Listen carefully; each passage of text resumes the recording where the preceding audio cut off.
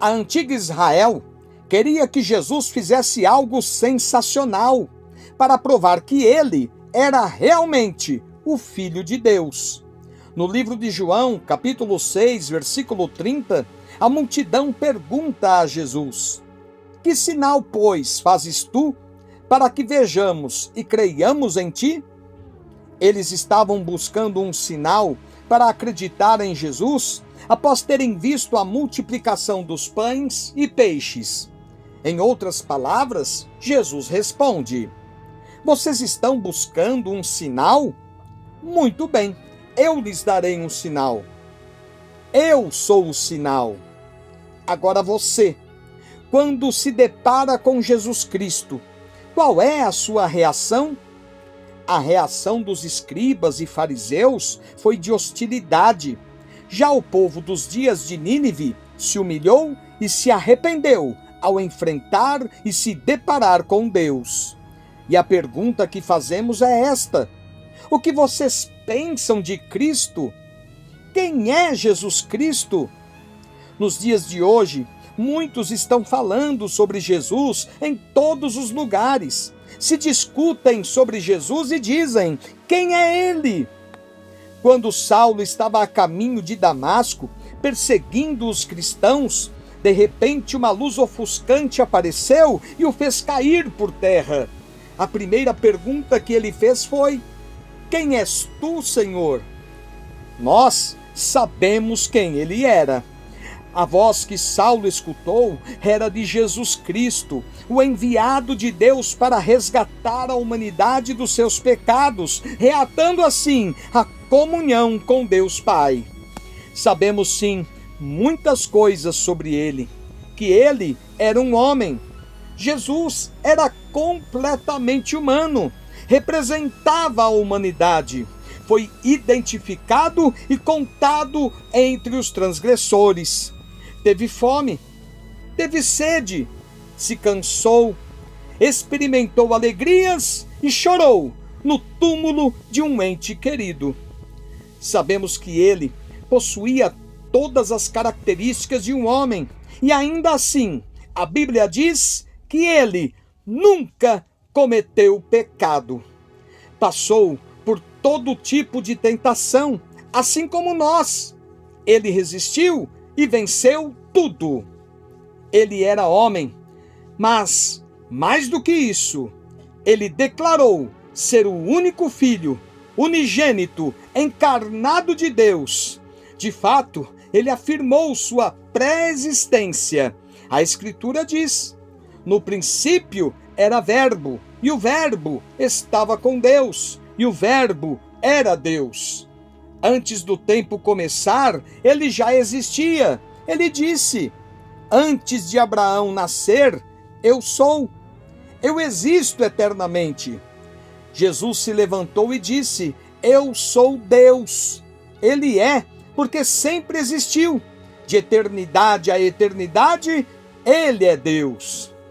A Bíblia diz: e o Verbo se fez carne e habitou entre nós.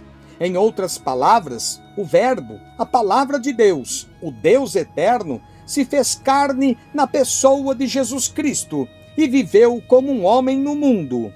Você precisa aceitar que ele não foi apenas um revolucionário, não foi apenas mais um grande homem. Ele era Deus em carne e osso.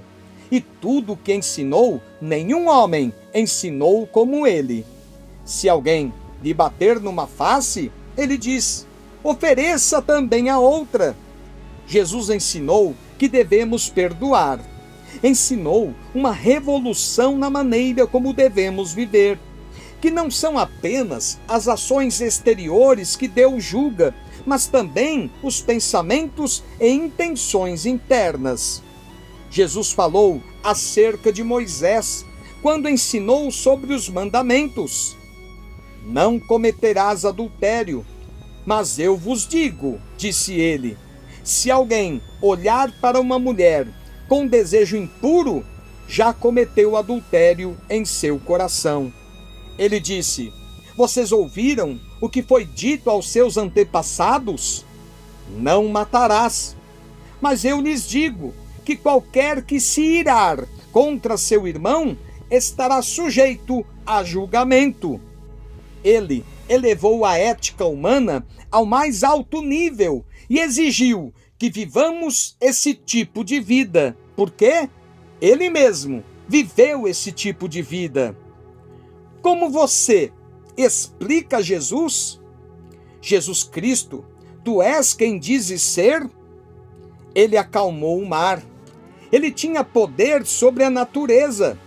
São suas leis e elas o obedecem. Tinha autoridade sobre as doenças. Ressuscitou mortos. E a morte de Jesus? A terra tremeu, rochas se partiram, sepulcros se abriram. Até mesmo os soldados confessaram dizendo: verdadeiramente, este era o Filho de Deus. Tiraram suas roupas, o açoitaram de uma maneira terrível. Então colocaram uma coroa de espinhos. Começou a sangrar. Riram dele, cuspiram nele e zombaram dele. Com um simples estalar de dedos, poderia trazer milhares de anjos com suas espadas para resgatá-lo e varrer este planeta da existência do universo. Mas Jesus disse: não, pois para isso nasci. Ele fez isso por todo o mundo. Quando ele morreu naquela cruz e foi pregado nela, pregaram os cravos em suas mãos e nos pés. E sabe o que ele disse? Ele disse: Pai, perdoa-lhes, porque não sabem o que estão fazendo. Perdoa-lhes. Foi assim que ele enfrentou a violência de seu tempo. E então na cruz ele disse: meu Deus, por que me abandonaste? Depois inclinou a cabeça e disse: está consumado. O que ele quis dizer com isso? Ele quis dizer que o plano de salvação estava concluído.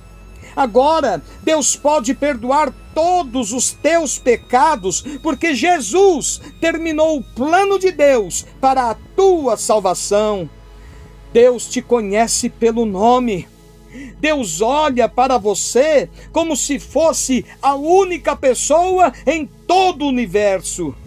Jesus te amou o suficiente para permanecer na cruz. Existe amor maior do que esse? Ele viu que nas gerações futuras haveria um povo reunido em seu nome, que formaria seu corpo. Viu o dia em que reinaremos com ele, aleluia! Ele ressuscitou, Jesus Cristo está vivo. Essa foi a maior notícia. Quando foram ao túmulo pela manhã, foi isso o que inspirou os discípulos a pregar por todo o mundo: a ressurreição. Saulo, que se tornou Paulo, naquela estrada perguntou: o que queres que eu te faça, Senhor? E Jesus respondeu: levanta-te e vai. E você? Levanta-te e vem a Ele. Aceite como o teu Senhor, Salvador e Mestre, como Filho de Deus. E Ele entrará no seu coração, perdoará teus pecados e transformará a tua vida.